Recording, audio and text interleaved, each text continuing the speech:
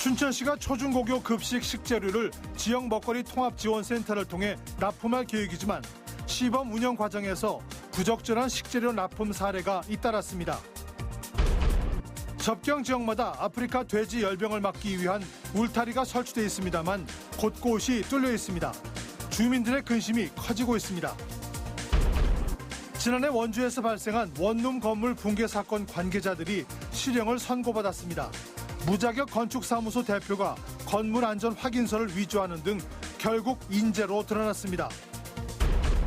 내년 강원대 총장 선거에 대한 투표 반영 비율에 반발하며 직원과 총학생회가 총장 선거 거부를 선언했습니다. 시청자 여러분 안녕하십니까? 춘천시가 내년부터 대부분의 초중고등학교 급식 식재료를 지역 먹거리 통합지원센터를 통해 납품하겠다고 발표했습니다. 하지만 시범 운영 과정에서 부적절한 식재료 납품 사례가 잇따라 신뢰를 주지 못했습니다. 허주희 기자가 취재했습니다. 속이 성한데 없이 골아있는 배와 흠집과 멍투성이인 불량 감자, 갈변이 심하고 냄새가 나는 고기와 깨지고 심하게 썩은 참외, 마늘과 생강은 껍질이 깨끗하게 제거되지 않아 위생 상태가 걱정될 정도입니다. 상자에 춘천 지역 농산물이라 적힌 포도는 속포장지가 가평군으로 돼 있어 원산지도 불분명합니다.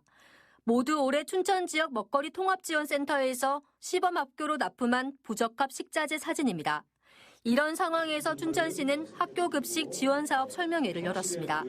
올해 시범 급식을 거쳐 내년부터는 무상급식 지원 대상인 68개 학교에 지역 먹거리 통합지원센터를 통한 식재료 납품을 전면 실시하기 위해서입니다.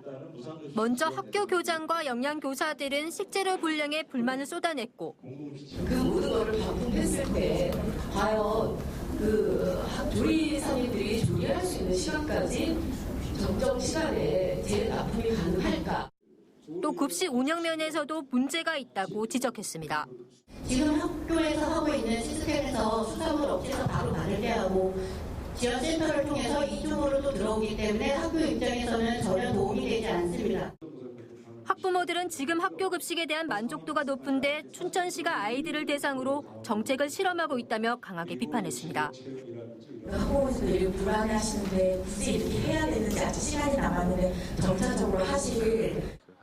교육청도 지역에서 생산한 농산물을 이용하겠다는 취지에는 공감하지만 문제점들을 해결하면서 점진적으로 시행해야 한다고 입장을 밝혔습니다. 춘천시의 계획대로라면 지역 내 학교 대부분의 급식 식재료가 이곳 센터를 통해서 공급됩니다. 춘천시는 계획대로 내년부터 강원도와 강원도교육청과 함께 급식비 지원 대신 지역 먹거리 통합지원센터를 통한 식재료를 지원하겠다는 입장입니다. 해결책을 찾고 또 직원을 더 배치를 하고 해서 이런 걸 충분히 우리가 준비를 해 나가도록 하겠습니다. 하지만 춘천시에 믿어달라는 거듭된 답변에도 학교 현장에선 구체적인 개선책을 제시하라고 요구하고 있어 급식 행정에 대한 불신이 깊어지고 있습니다. MBC 뉴스 허주입니다. 최근 민통선 남쪽에서 아프리카 돼지열병 바이러스에 걸린 멧돼지가 연이어 발견되고 있는데요.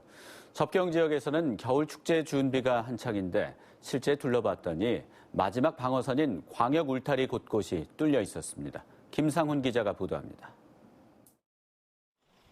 산천어 축제장과 불과 10km 떨어진 화천 상서면 구은리. 계곡 옆 도로를 따라 멧돼지가 남쪽으로 내려가지 못하게 울타리가 설치됐습니다. 쭉 따라가 봤습니다. 곳곳이 뚫려 있습니다.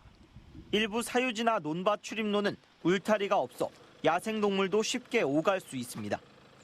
이곳은 아예 뻥 뚫려 있습니다. 펜션에서 여름에 계곡 이용을 위해 문 설치를 요청한 건데 이 상태로 방치돼 있습니다. 마을 주민들은 졸 속으로 울타리가 설치됐다고 말합니다.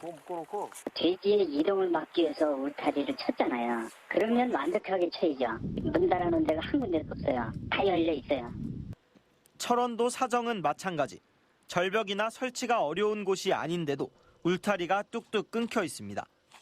지난 4일 서면 와수리에서 바이러스 확진 멧돼지가 포획돼 매몰된 곳과 광역 울타리는 불과 1.8km 거리입니다. 이미 민통선과 1, 2차 울타리는 뚫렸고 마지막 남은 광역 울타리조차 방어 기능을 상실한 겁니다. 당장 화천 산천어 축제는 1월 4일부터, 철원 한탄강 얼음 트레킹은 1월 11일부터 시작돼 강원도도 대책 마련에 나섰습니다. 축제에 대해서 어떤 강력한 차단 방역을 할 계획을 지금 제출받고 있고요. 축산 농가나 축산 차량이 축제장에 가지 못하게. 아프리카 돼지열병으로 가을 축제가 취소된 데 이어 겨울 축제까지도 차질을 빚지는 않을까 접경지 주민들은 애를 태우고 있습니다. MBC 뉴스 김상훈입니다. 지난해 원주에서 신축 도중 무너진 원룸 건물 붕괴 사건 관계자들이 실형을 선고받았습니다. 건물을 설계한 무자격 건축사무소 대표가 건물 안전 확인서까지 위조하는 등 결국 인재였다는 평가가 나옵니다. 황구선 기자입니다. 중심을 잃고 한쪽으로 쏠린 3층 건물. 필로티 구조로 지어진 1층 기둥이 쓰러지며 15도가량 기울어져 버렸습니다. 바닥에는 무너진 외벽 포장재와 벽돌 등 각종 자재들이 널브러져 있습니다. 입주를 앞둔 원룸 건물이 갑자기 옆으로 쓰러진 건 지난해 2월. 사용 승인 전이라 다행히 입주민이 없었지만 자칫 큰 인명피해로 이어질 뻔했습니다.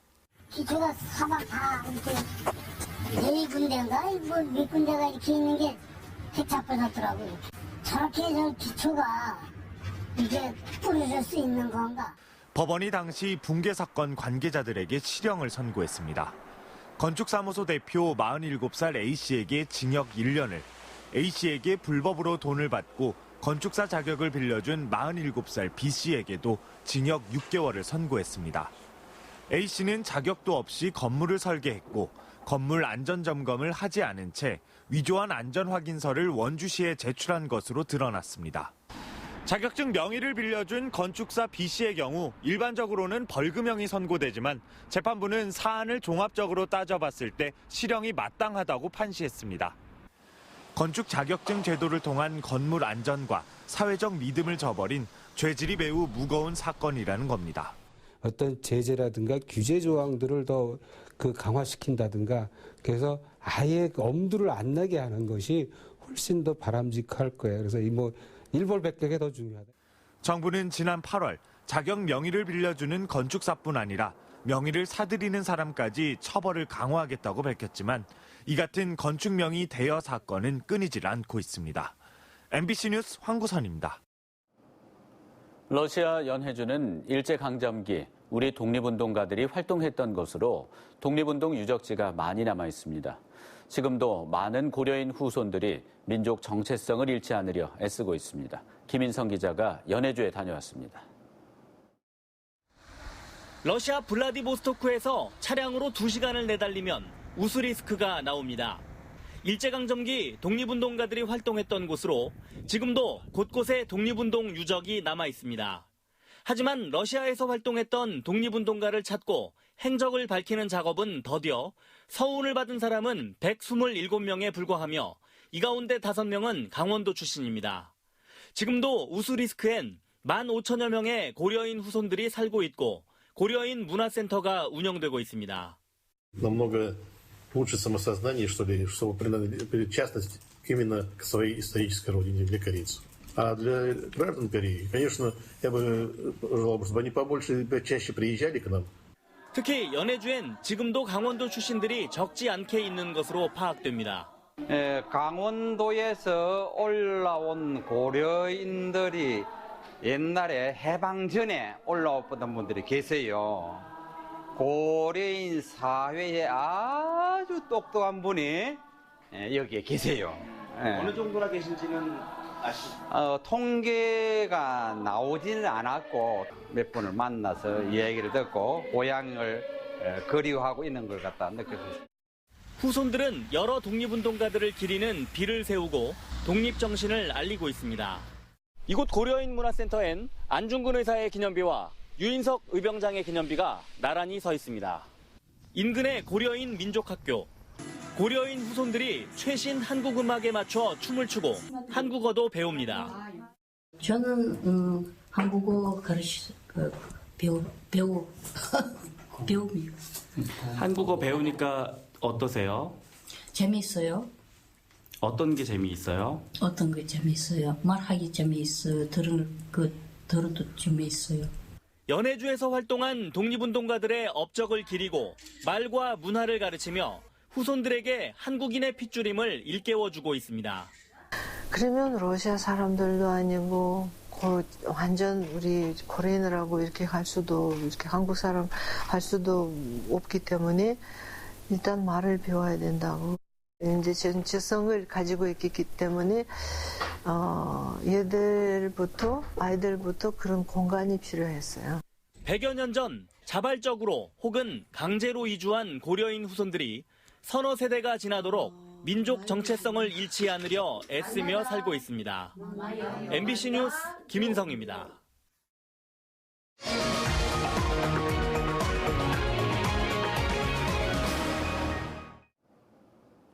최근 들어 포근한 날씨가 계속되면서 강원도 내 겨울 축제 운영에 차질이 빚어지고 있습니다. 홍천군은 당초 오늘부터 실시하려던 홍천강 꽁꽁축제 얼음낚시 온라인 예매를 오는 26일 이후로 연기한다고 밝혔습니다.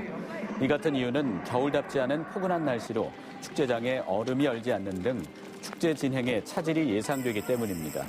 한편 오는 28일부터 시작할 예정이던 평창 송어축제도 연기하는 등 강원도 내 겨울축제가 차질을 빚고 있습니다. 내년 3월 강원대 총장 선거에 대한 투표 반영 비율에 반발하며 교직원과 총학생회가 총장 선거 보이콧을 선언했습니다. 강원대 직원 비상대책위원회와 춘천 캠퍼스 총학생회, 14개 단과대학 학생회는 오늘 공동 기자회견을 열고 교수들이 총장 선거에 대한 협상을 거부하고 자신들이 제안한 투표 비율을 선택했다며 교수회를 규탄했습니다. 또 각 구성원이 반드시 참여하도록 법령으로 규정한 총장 임용 추천위원회 직원위원 2명과 학생위원 2명이 사퇴서를 제출하겠다고 밝혀 총장 선거를 놓고 구성원 간 갈등이 깊어지고 있습니다. 내년 4.15 총선을 앞두고 예비후보 등록 둘째 날까지 19명의 예비후보가 출사표를 던진 것으로 확인됐습니다. 선거구별 등록 인원을 보면 홍천, 철원, 화천, 양구, 인제 선거구와 속초, 고성, 양양, 원주, 을 선거구 등 3곳 선거구에서 4명씩 예비후보가 등록했습니다. 강릉과 태백, 횡성, 영월, 평창, 정선 선거구에서는 각각 2명씩, 춘천과 원주 갑 선거구에서는 1명씩 예비후보 등록자가 나왔습니다. 예비후보 등록을 마친 후보들은 출근길 아침 인사를 하는 등 본격적인 선거운동을 시작했습니다. 이재수 춘천시장의 황제 관용차 논란 이후 교육감 관용차에 대한 공개 요구가 이어지자 강원도교육청이 민병희 교육감 관용차 내부를 오늘 공개했습니다. 교육감 관용차인 카니발 하이 리무진 내부는 교육감석에 시트의 등받이를 완전히 뒤로 눕힐 수 있고 다리를 받쳐주는 전동 리클라이닝이 설치됐고 TV 기능을 갖춘 SLT 시스템이 장착됐습니다. 도교육청은 올해 9월부터 3년 동안 월 123만 원으로 장기 임차했다며 시민들이 납득할 만한 수준의 차량 개조라고 밝혔습니다. 보수 성향의 시민단체가 안마의자 불법 개조 문제와 관련해 춘천시장이 사퇴해야 한다고 주장했습니다. 춘천시민자유연합 회원들은 오늘 더불어민주당 강원도당 앞에서 집회를 갖고 안마의자를 불법 개조해 황제의전 논란을 빚고 개조 비용까지 민간 업체에 떠넘겼다며 춘천시장의 사과와 사퇴를 요구했습니다. 이들은 이어 강원도가 춘천과 홍천에서 진행 중인 중국 복합 문화타운 건설 사업으로 동부전선의 모든 정보가 북한으로 넘어갈 위험성이 있어 사업을 그만둬야 한다고 주장했습니다. 강원 외고와 횡성 민족사관고를 포함한 전국 자사고, 외고, 국제고 교장연합회가 일반고 전환이 부당하다며 헌법소원을 제기하겠다고 밝혔습니다. 이들 학교는 오늘 서울에서 기자회견을 열고 교육부가 초중등교육법 시행령 개정을 강행한다면 자사고와 외고, 국제고 폐지가 정당한지 헌법소원을 제기해 끝까지 투쟁하겠다고 밝혔습니다. 또 교육 법정주의에 합당한 절차로 고교체제를 개편해야 한다며 고교 학점제 등 일반고 역량 강화 방안의 결과를 확인한 뒤 시행령을 고쳐야 한다고 강조했습니다. 홍천군이 마련한 스마트시티 구축을 위한 도시재생 디자인 포럼에 주민과 공무원 등이 참석한 가운데 오늘 홍천군 종합사회복지관에서 열렸습니다.